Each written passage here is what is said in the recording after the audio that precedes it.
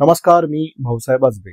अंजली दमानिया यांनी धनंजय मुंडे मागच्या सरकारच्या कार्यकाळामध्ये कृषी मंत्री असताना त्यांनी कशा प्रकारे भ्रष्टाचार केला, गैरव्यवहार केले, या संदर्भाने काही कागदोपत्री पुरावे त्यांनी प्रेस कॉन्फरन्समध्ये सादर केले. धनंजय मुंडे या भ्रष्टाचाराच्या प्रकरणामध्ये किंवा गैरव्यवहारामध्ये दोषी कसे ठरतात हे 3 पद्धतीने आपल्याला पाहता येतं. एक त्यातला पहिला जो मुद्दा आहे तो असा की सरकारचं कृषी साहित्य किंवा कृषी उपकरणं घेणं याच्या संदर्भामध्ये एक ठरलेलं धोरण आहे.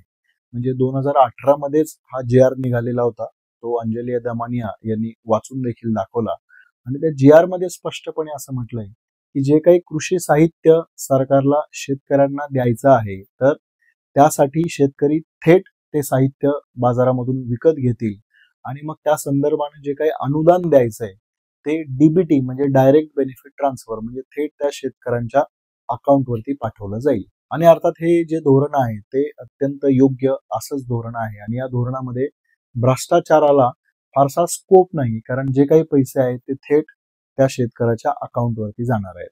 धनंजय मुंडे सर्वप्रथम दोषी आढळतात ते इथे. त्यांनी ही जी प्रक्रिया आहे ती बदलली. तत्कालीन कृषी आयुक्तांनी धनंजय मुंडेंच्या हे लक्षात आणून दिलेलं होतं की शासकीय धोरण हे या प्रकारचं आहे की ज्याच्यामध्ये आपण डीबीटीद्वारे शेतकऱ्यांना पैसे ट्रान्सफर करतो.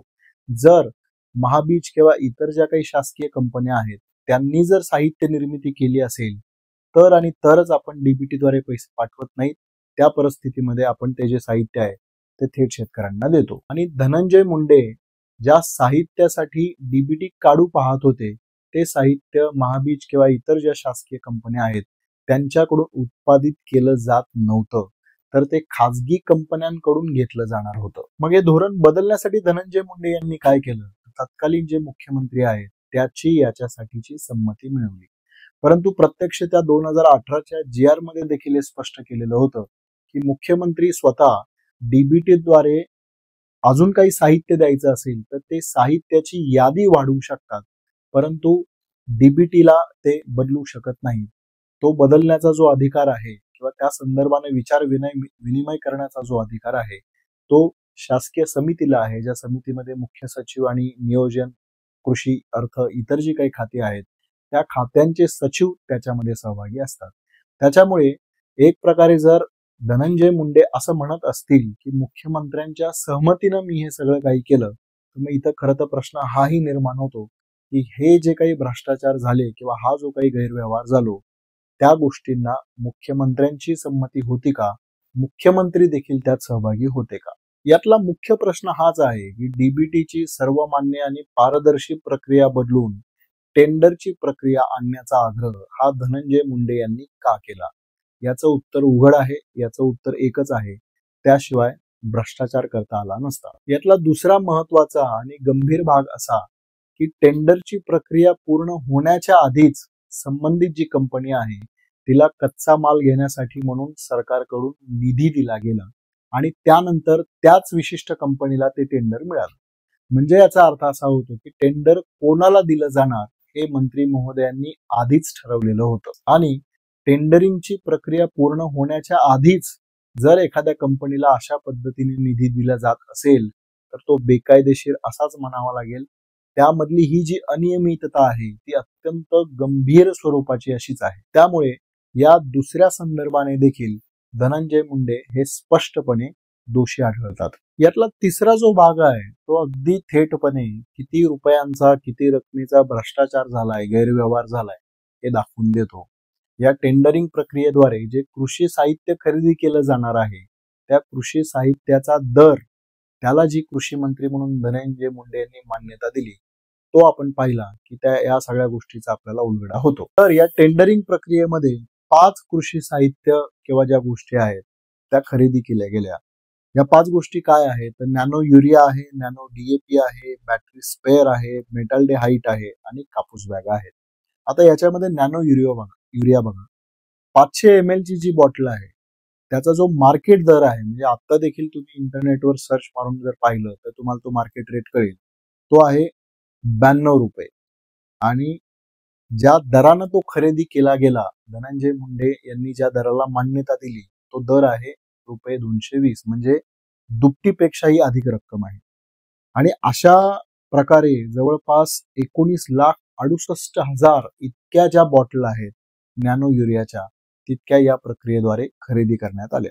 दुसरं नॅनो डीएपी बघा. नॅनो डीएपीचा जो मार्केटचा जो दर आहे, जो अगेन तुम्ही नेटवर सर्च करून बघू शकता, तो आहे 269 रुपये.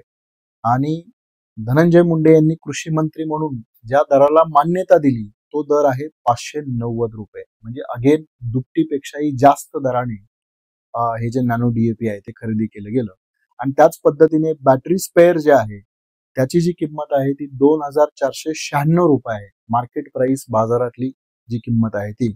आणि ती खरेदी केली 3,425 रुपये. म्हणजे जवळपास 1,000 रुपये अधिक दरानं ते खरेदी करण्यात आलं. आणि म्हणूनच या सगळ्या गोष्टींचं एकत्रित जर कॅल्क्युलेशन केलं, जे अंजली दमानिया यांनी केलं, आणि त्यांचं असं मत आहे की हा जो घोटाळा, हा जो भ्रष्टाचार आहे तो तब्बल 275 कोटी रुपयांचा आहे. त्यामुळे धोरण बदलण्यापासून दर ठरवण्यापर्यंत हा सगळा जर आपण प्रवास बघितला तर हे प्रथमदर्शनी स्पष्टपणे आपल्याला दिसतं की धोरण बदलण्यात आलेलं होतं भ्रष्टाचार करण्यासाठी, आणि जो दर ठरवण्यात आला त्यातून सिद्ध होतं की भ्रष्टाचार नेमका किती रुपयांचा झाला आहे. हा कृषी क्षेत्रातला जो काही महाभ्रष्टाचार झाला त्याच्यामध्ये धनंजय मुंडे यांचे अत्यंत जवळचे सहकारी, त्यांचे व्यावसायिक भागीदार, आणि ज्यांच्याशिवाय धनंजय मुंडेंचं पळीमधलं पान देखील हालत नाही ते वाल्मिक कराड हे देखील सहभागी होते.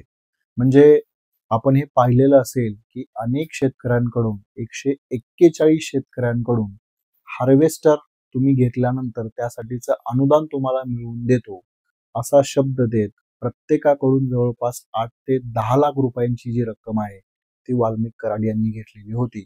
त्या संदर्भामध्ये सोलापूरमधील काही शेतकऱ्यांनी थेट गुन्हे देखील दाखल केलेले आहेत. त्यातले काही शेतकरी वाल्मिक कराड यांना फोन करून कशा पद्धतीने विनवणी करत होते याचे व्हिडिओ देखील आपण पाहिले असतील. आणि हे तेच वाल्मिक कराड आहेत जे स्वर्गीय संतोष देशमुख यांची जी निर्घृण प्रकारे हत्या झाली त्यामधले मास्टर माइंड आहेत. आणि म्हणून बीडमध्ये दहशत पसरवणाऱ्या टोळीला अभय देणारा नेता कोण, तर धनंजय मुंडे. आणि कृषी क्षेत्रामध्ये महाभ्रष्टाचार करणारा नेता कोण, तर धनंजय मुंडे. हे वास्तव आता समोर आलेलं आहे. हे वास्तव गेली 58 दिवस मीडिया दाखवत आहे. त्यामुळे ही मीडिया ट्रायल नाही, तर मीडियानं धनंजय मुंडेंना दाखवलेला आरसा आहे. म्हणूनच शेवटी प्रश्न एकच आहे की धनंजय मुंडे आता तरी राजीनामा देणार का? आणि धनंजय मुंडे जर राजीनामा देणार नसतील तर मुख्यमंत्री म्हणून देवेंद्र फडणवीस तो घेणार का? तुम्हाला काय वाटतं? धनंजय मुंडे राजीनामा देतील का, किंवा देवेंद्र फडणवीस त्यांच्याकडून तो घेतील का? तुमची प्रतिक्रिया कमेंटमध्ये जरूर कळवा आणि चॅनलला सबस्क्राईब करायला विसरू नका.